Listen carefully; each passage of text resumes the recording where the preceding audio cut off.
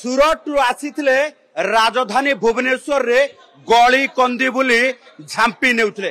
देखंतु ए चेहरा को एमाने होउचंती राजधानी भुवनेश्वर रे कोकुआ भय सृष्टि करितिबा चेन लुटरा जो माने बाइक रे आसुथिले एकुटिया महिला को देखी चेन झांपी नहीं निमिषके पार हो जाउथिले।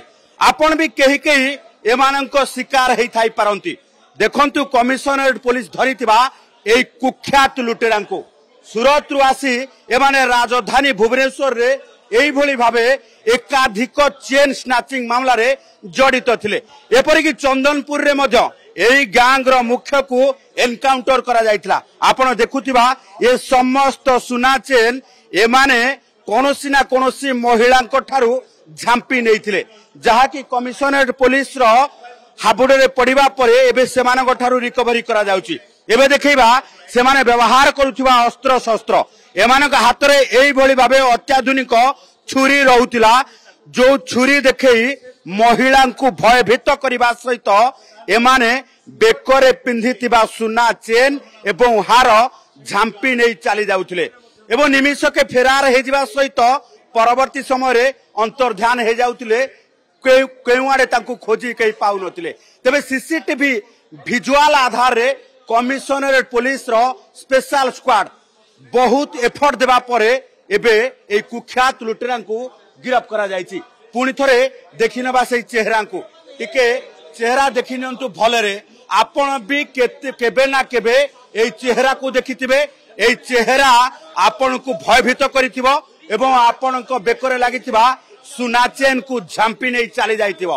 तबे पुणी थरे देखंतु सूरत रु आसी किभली भाबे राजधानी रे माने चेन झांपी नैथिले अस्त्र शस्त्र यूज करिकि एवं एई भली सुना चेन जो थुआ जाइछि ये सबु सुना चेन कोनोसी ना कोनोसी महिला बेकरु एमाने झांपी नहीं बेस समय धरी एमाने एबे राजधानी रे एक प्रकार कोकुआ भय सृष्टि करथिले। एभली क्षेत्र रे कमिशनरेट पुलिस एबे ए कुख्यात लुटेरा को गिरफ्त करबा परे जदि देखिबा जे एकाधिक मामला रे माने जड़ित थिबा जणा पड़िछि। एपरि कि चंदनपुर थाना रे एमानकर मुख्य को एनकाउंटर मध्य करा जायतिला। तेबे गत 2 मास धरि कि पाखापाखी 9टी मामला रे जड़ित थिबा कमिशनरेट पुलिस तदंत करी जानिबा को पाइछि। यारी भितरे कमिशनरेट पुलिस वर्तमान जानिबा को पाइछि जे एमानकर मोडस ऑपरेटिंग किभली भाबे तला। आसन जानिबा पुलिस कमिशनर को ठारू तो 8टा गोल्ड चेन रिकवरी होईछि 5टा इमिटेशन चेन मध्य आ जो 2टा मोटरसाइकिल यूज करथिले पल्सर बाइक जो बाइक से 2टा मध्य हमें रिकवर करछु। आ जेहेतु एमानकर एबे भी से माने सूरत रो केस रे वांटेड अछंती पूरी केस रे मध्य एबे भी वांटेड अछंती तेणु हमें सूरत पुलिस प्लस पूरी पुलिस को मध्य जोगाजोग करिवु से माने आसी तांको इंट्रोगेशन करिवे। सर केते दिन धरि के माने एक्टिव थिले राजधानी रे माने लास्ट जून मासरु लास्ट 3 मास धरि के प्राय एक्टिव थिले।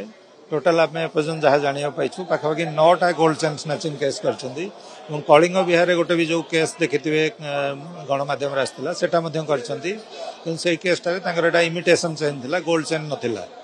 ताबा तांकर जो 2टा पल्सर बाइक जो यूज करथिले सेटा मध्य हमें रिकवर करिवारे सक्षम हेछु। गैंग रे आउ के सदस्य बाहर रह जाइछु एमानकर वर्तमान आम इंट्रोगेशन चलैछु। जणे तो जो मुख्य अभियुक्त कहले सुभाष प्रधान सी सूरत रे ही मोस्टली 2008 रु सूरत रे थिले 2014 मसिया तांका नारे गोटे मर्डर केस मध्य थिला। तापरे आगरु आसिकी पुरी रे करूथिले केस एई थर से माने सी आ महाराष्ट्र आ जणे आकियो जे तारो गैंग रे थिले से माने 3 मास आसिकी भुवनेश्वर क्राइम आरंभ करथिले एवं भुवनेश्वर आउ 2 जण पिलांग मध्य तांका गैंग रे शामिल करथिले। सुभाष प्रधान माने ओडिया ना नॉन ओडिया? सुभाष प्रधान से ओडिया लोक सूरत रे 2008 रु जाई काम करथिले। इबे जदी देखिबा जे मानकर मोडस ऑपरेटिंग कोन को समय मेनली माने सकाळे हो दिन बेले हो सिंगल महिला को टार्गेट करथिले आइदर चाली के जाउछंती मॉर्निंग वॉक करछंती सेही टाइप रो सुजोग देखि के माने समान गोटो गोल्ड चेन स्नैचिंग करथिले। पूजा समय रे बेस से माने सक्रिय होई पारि थांते बोली पूर्व जणा तर पूजा गुरु एटा तांको धरिबा द्वारा निश्चित भाबरे हम अनेक गुडे घटना को हमें एडाई देई परछु तेणु स्पेशल स्क्वाड को एवं डीसीपी भुवनेश्वर को एथि मु श्रेय देबी। एबे पार्वण ऋतु आसी पूजा समय रे एमाने बेस एक्टिव होबार सबुठु बड़ संभावना थिला कारण एमाने एकुटिया महिला को देखि एभली भाबे चेन झांपी नबा पई कोनोसी भी स्तर को जाई पारंती जदि आपण सेमानंकु कोनोसी प्रतिबंधक हेले एपरिकी छुरी देखई से माने आक्रमण मध्य करिवार संभावना रही तेबे ए तीन कुख्यात लुटेरा को धरिबा परे एबे ए गैंग रो आउ सदस्य के बाहर रही जाइछि ताकू नै कमिशनरेट पुलिस जोरदार तदंत चलाइछि।